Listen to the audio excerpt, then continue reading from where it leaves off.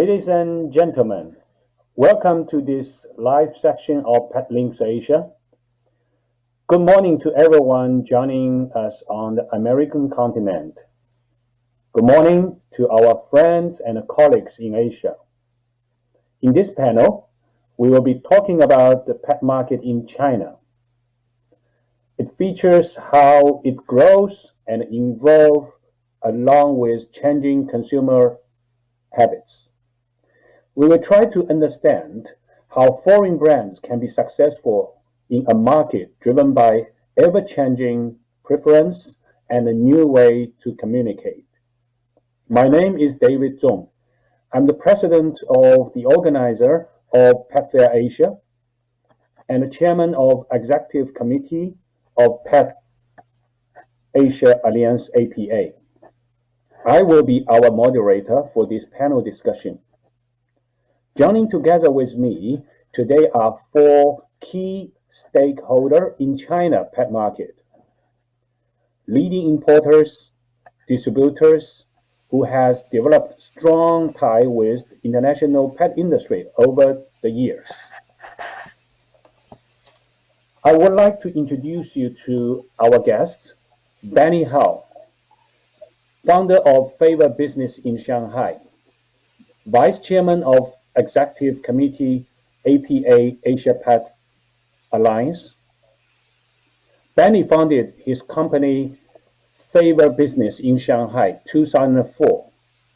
Over the years, they serve more than 5,000 high-end pet shop, big box and animal hospital across nation. They represent more than 10 international brands in China. Benny is also the early founding member of APA. Sisi Zhang, COO of ADP Pentagon Shenzhen. ADP is distributing 10 overseas brands in China. Cecilia from Italy and Gimburn and Cat's Bath from Germany. With more than 20 years in the business, the company owns 41 shops in Hong Kong and serves thousands of shops in China mainland. Richardson, Sales Director of PetJust Pet Food Ningbo. PetJust is the exclusive distributor of Canadian company Peculiar in China, developing brands such as Go and Now Fresh in the market, where they know as tremendous success. Chen Ming, CEO of Caris, Beijing. Caris is a member of APA. Caris is a rather young company, but already has achieved so much in less than 5 years. They are distributor of several international brands, Roughwear and West Pole, just to name a few. Now let's talk about the China market. I would like to start with a simple question that may bring some light on the market for our foreign audience. Most of you are used to working closely with foreign pet brands for many years and are key players of Chinese market. So you know both worlds very well. What makes China market different from others in 2020? First, I invite Sisi Zhang. Sisi, please. Thanks, Davey. Yes, our company is running over 20 years business in pet business. As we all see in global market, the pet industry has long been recognized as a recession-resistant category in the mature pet market. And this feature is even more obvious if the market is in the very stable situation is more obviously. And in China, it's a quite similar but more complex and challenge. And also lead these questions to the Richard coming or Chen-Ming. Okay, thank you, Sisi. Well, in my opinion, I think there will be four differences between China pet market and the others. I think the first one is the regulation. As we all know, to enter into China pet market, there will be a lot of regulations, and they can make the foreign brands somehow daunting because it is really difficult for them to understand what to do and how to deal with Chinese government. And so this is what Petjust did. We introduced pet curing brand to China market legally and to make it sure to maintain a steady supply chain.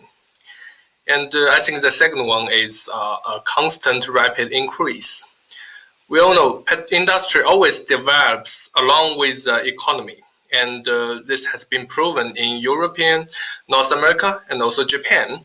And it is also happening in China. In 2020, China may be the only major economy in the world to achieve economic growth. And compared with mature market, as we just mentioned, the potential of China pet market is far from fully developed. We believe that the China pet market will keep a constant rapid increase. And the third one, I think it's high-speed information transmission. China has maybe the best mobile internet in the world. That means all the information can travel so fast and so widely. As a result, the brand should have a macro perspective. How to maintain the price system, how to deal with the possible public relation accident, how to promote the new products. It's really important to always remember that the information can be spread in a very high speed and in a very broad way. And for the last, I think in China pet market, there are diversity of the consumers' needs. China owns a huge and rapidly growing pet market. It is so huge that there are many different demands. This may bring some challenges, but also may bring opportunities. I think every brand and product may succeed in China, but more importantly, we should understand who are our target consumers and how can our service and products meet their needs. Thank you. Thank you, Richard. Thank you, CC. For my opinion is, first of all, I would like to thank to our government. China did well from beginning to control the COVID-19 virus to get our life back to normal. And secondly, I think China online business, like just Richard said, had a very strong foundation compared to other Western countries. People spent 74 billion USD on Tmall platform in the past 11 days during Double 11 shopping festival. We were focusing on online business. Third, I think the difference is the culture makes a different market. For example, big cities in China like Beijing, Shanghai, Shenzhen, people are working very hard until very late, and their life they live in a very fast tempo. They don't have to take care of their pets. When the virus comes in and they stay at home and thinking about, maybe it's my time to get a pet, they will choose the cat first. In that case, we can see that's why Chinese cat business grows very faster than other countries. And overall, I believe in 2020, we will continue doing online shop very well, and the cat market will continue growth very fast. That's it, David. Thank you, Zhengming. Okay, the next question will be about pet keeping. The question will goes to Benny. Benny, you have been building your business for almost 20 years, along with the development of the Chinese pet market. Can you share with us about the changes in consumer behavior over this period of time, especially in terms of pet keeping, the relation between pets and their owners? Thanks, David. For this question, I have to say the most important change for the past 15 years is not the behavior, but the consumers. Because 15 years ago, the 60s, the post-60s and 70s generation used to be the main group of the pet owner. But right now, the main consumer group is the post-90s generation. So they are about 45% in the total pet owner group. And that lead to a lot of change. So I list about three. So first one, the big change is compared with before. Currently, the consumer, the young generation, would like to spend more money on the products they like, even their income is not very high. Here, the word like maybe means high quality, and maybe means very nice design, maybe means a brand with a story or unique philosophy, and maybe only because a KOL recommend the product via WeChat or TikTok. Okay, the big change number two is cat population grew very fast. That lead to almost every category or about cat increasing very fast in the past 3 years in China market. So even we can see it is cat as the key drive for the pet business increasing in China for the past several years. So the big change number three, it is a relationship. More and more pet owner in new generation think the pet as a family member, not only an animal or a pet. Family member maybe means a baby. So humanization is a very big trend. Yeah, that's all. Thank you, Debbie. Thank you, Benny, sharing your thought and your experience. Let's switch to the next question, next topic about foreign brand in China, which is very interested by our overseas professionals watching on this panel. Let's talk about the market entry. With many international brands already present in China and a new local brand emerging, the market has become very competitive and challenging, but remain full of opportunity for international brands. Cici, how do you think international brands still can enter the market and become successful? Cici? Well, thank you, David. I think China has entered the Brexit market on these few years. In fact, it's pushing us to think, in the good way, what we can break through. We know the huge opportunity in China is from the growing numbers of the pet owners. They are very, very young generations, like the Ben you mentioned before. And this is also one reason why the pet business in China become very successful in online channels.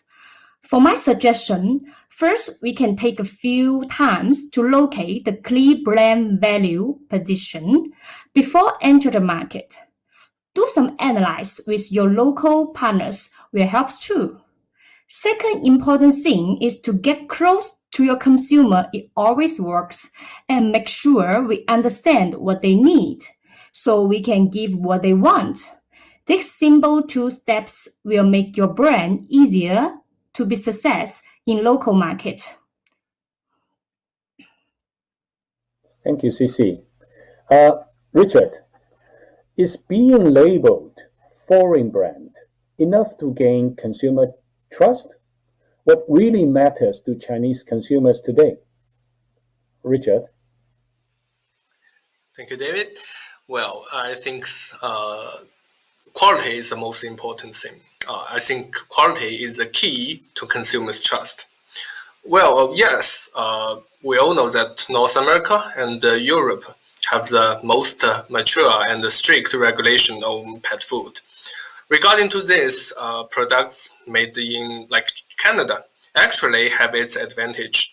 Consumers will trust their quality because of its strict regulation. But I think that's not enough. The new pet owners, as mentioned by Cici, in China, increased rapidly in the last few years. Who are they?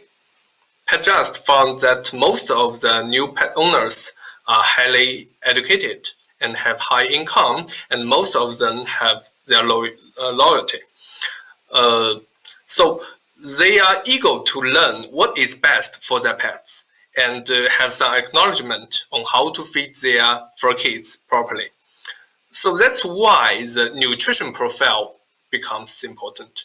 For example, Go chicken, turkey, duck, cat food recipe. It contains as highly as more than 46% of protein, which ranks the top even in the high protein recipes among a lot of the import brands. I think that's exactly what the Chinese market needs. And so it has become one of the most popular cat food recipes in China. And also the ingredient source also matters.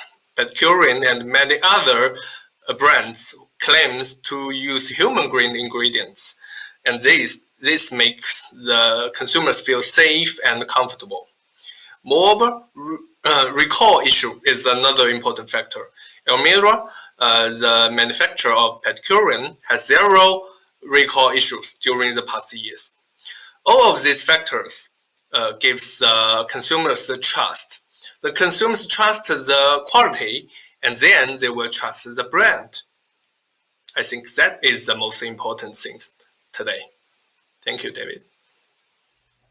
Thank you, Richard. The next question goes to Tengming. Tengming, what criteria are important for you as a distributor when you choose to work with a foreign brand? Tengming, please. Yes, David. Well, we have three standards for carriers to choose brands in the world. Number one is quality, as Richard says. China is a manufacturing country. They make good quality and less priced products. When the foreign brands wants to come to China, they need to make sure their products is people trust the quality. And second is creatively research and development. Make sure we have purple products to meet customer demands and market trends. Three is we need to have the same goals. We need to choose the brands come first or the benefit comes first. Well, we would choose the helping brand to get successful in China. So we will choose brand first. David. Okay, Tengming, thank you. Benny, what misunderstanding do you frequently hear from your foreign partners about the market in China? And how do you work with your partners to make the best of their brand in the market? Benny? Yes, David. I think that should be to set a business target according to the population. In China, everybody know China have a huge population and a vaster territory. So some foreign brand owner come to China, they come to me, say, okay, Benny, let's talk about the target, because China have huge population, the vast territory. So they expect a very high target even for the first year. So I think this is really a misunderstanding. I mean, China market is very big, yeah, but very big potential, but still not an advanced market.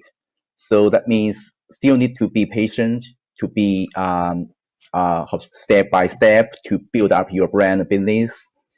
So this is a so many times I meet with a misunderstanding. So how to work with our partner? We have several rules I'd like to share with you. Firstly, align with your partner on their strategy, not only the target. The secondly is to help your partner to understand the China market, not only the business. The third one is to ask your partner to be involved when, for example, some events, some activities. This is not only about supporting about the budget. It's about to build up the trust, to keep in same picture, to share information, to keep communicate. This is very, very important. So that's all, David. Okay, Benny, thank you for sharing. Okay, let's switch to the next very important and interesting topic about the weight of e-commerce. Just a few days ago, the China Double 11 as the largest online shopping festival in China. It was impressive. I would like to talk about more specifically with you about e-commerce than we have seen in the previous section with the director of Asia Pet Alliance Institute, APA Institute, Mark Lee, that the weight of e-commerce in China has currently no equivalence in the world. What's your opinion? How does consumer mobile-first shopping habits and the weight of e-commerce in China influence the way you work as a distributor? Cici? Well, I think this is a magnificent question because it's not just happens in China, it happens all over the world. And the mobile first is change the way we live today and how we will think tomorrow. As a business, we always be open-minded for what happens in the moment. And as a distributor, ADP always is also lead us to think how we can link online and offline together. In our QPass shops, we provide multi ways to consumer, not only just buy from the shops. We also provide the phone ordering, the ordering online and pick up from your Neglix deliver cabinet. We also provide the buy online and the deliver to your house. Stay-at-home orders create a perfect environment for the pet business too. We always encourage our customers to embrace change as a great opportunity and give them the support we needed in changing. Thank you, David. And I leave this question to. Okay, thank you, Cici. Well, maybe a little different from your business, Pet our business is mostly online business. And in my opinion, I think there will be two major points that makes e-commerce business different from the traditional ways. I think the first one is periodical sales promoting. As David just mentioned, the Double 11, the biggest online shopping festival in China, has just passed. And yes, in the past 11 days, the sales performance is really remarkable. And I think to play well during the festival requires very well acknowledgement in stocking and have a very mature price control system. This is really important because you have the festivals and the other days, how to balance the sales and how to control your stocking. And the second one, I think it's about better service. We all know that online shopping different from the offline ones. It's lack of the shopping experience because we cannot communicate with the others face to face. So online sales requires better service. For us, PetJust, we has done a lot of things. For example, we put in use of anti-counterfeit mark for a long time. Each bag of the products sold by PetJust can be checked by the consumer. The consumer just need to use the tracking code and they can see where it's from and it can be checked easily. And also, Such mechanism makes the consumers believe that Petjust will take its responsibility to make sure that this product is authentic and the quality is guaranteed. Also, we cast about the after-sales service. Petjust takes every after-sales issue seriously. As you may see, it's our slogan. Every life deserves respect. It's not only a slogan; it's what every member in Petjust do. When we handle with questions from pet owners, we have empathy. We try to understand the pet owners' anxieties, and we offer the best service to them. And I think that's how the mutual trust between Petjust and the consumers built, and that's the difference from the offline shopping. Thank you. Thank you, David. Okay, thank you, Richard. Thank you, Cici. Now the next question goes to Tamin. What space for brick and mortar shops will this still survive in an all digital economy? Tamin? Yes, David. I think physical shops still have space and potentials to grow. People need to get their pets to grooming. They have to walk into the physical shops. But the problem is that most of physical shops, they believe grooming is their number one profit point, which I cannot agree with that. We all can do the calculate that how many pets that one person can groom in one day, maybe 10, maybe 15. We found there are some shops who also has their own Taobao online shop. They run their WeChat groups and they sell products very well. As a distributor, we also need to help them to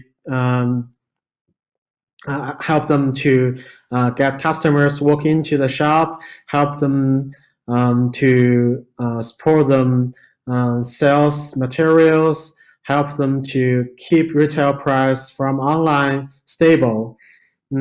Overall, physical shops need to get community with their consumers and use online tools to sell products. I think they need to change to survive in the all digital economic now. David. Okay, thank you, Tamin. Now let's have Benny with us. Benny, what next step can we expect in the e-commerce revolution? Benny. Yes, David. For these questions, I'd like to suggest everybody to pay attention to intelligent hardware and the IoT, the Internet of Things.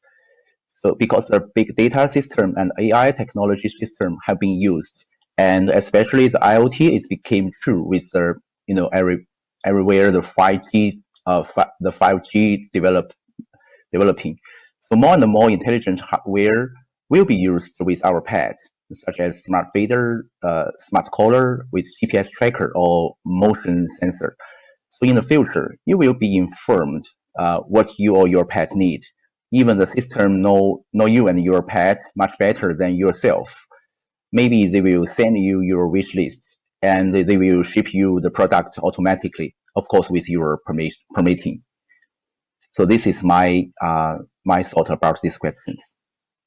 Thank you, David. Thank you, Benny. Thank you, Benny. Before we wrap up, I have a very last question. It is quite interesting for our Western audience. Is China market, especially during the pandemic and the post-pandemic, an image of future global retail trend? We saw in the previous presentation explosive growth of e-commerce in China. Do you believe this trend is bound to see a similar development in Western world? Cici and Bunny, I'd like to have your opinion. Cici, please. Thank you, Davey. For my opinion, I think it does. The change of the buying behavior from offline to online is happening all over the world. Before the coronavirus, maybe or people always talking like China is the mobile country or the online shopping country. But when we can see all over the world, the new online business for pets is also growing very fast. And add to this growing ability of the pet supply online, all of this has meant a big breakthrough start to 2020 for the pet industry. Thank you. Okay, thank you, Cici. For this question, my answer is maybe no, because there are so many different between China and the Western market, such as the retail industry developing stage, or the population density, the delivery costs, and the culture, the shopping habits. So many difference.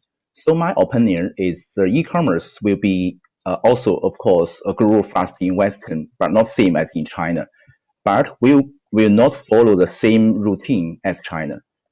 And I believe finally, people wherever in China or in Western will not talk about e-commerce anymore.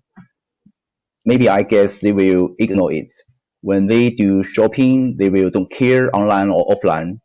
And because every retailer in future, I guess, will offer the consumer omni-channel service.